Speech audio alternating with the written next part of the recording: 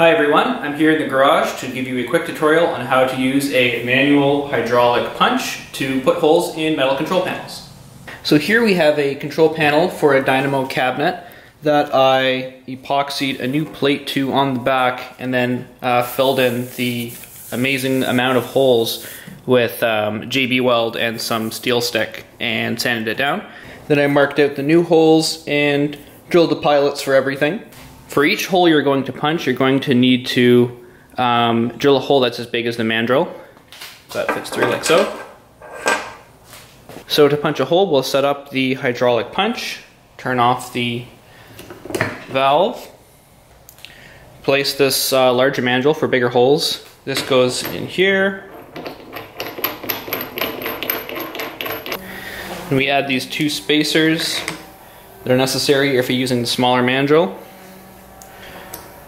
This goes on top like so. Next we need a punch of the appropriate size.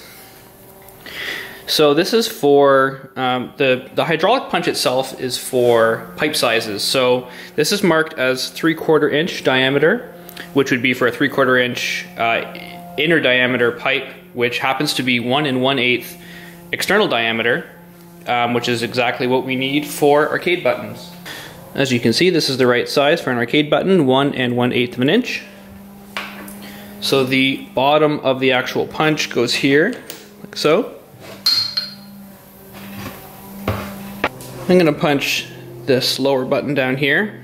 So place the control panel over the mandrel, and I'll place the top of the punch. And a nut is secured on top.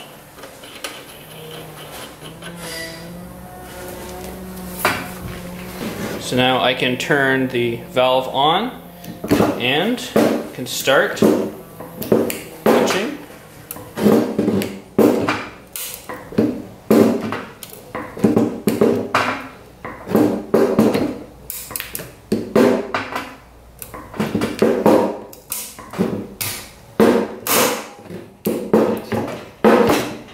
And there we go. So we end up with a very nice hole that will fit a button, just like that. So here's the final result. Everything worked great, and so all I have left to do is I'm going to make the mounting holes for the joysticks bigger, and I'm actually going to bury in the bolts so I can put the control panel overlay on top without having bolts come through. And that's about it.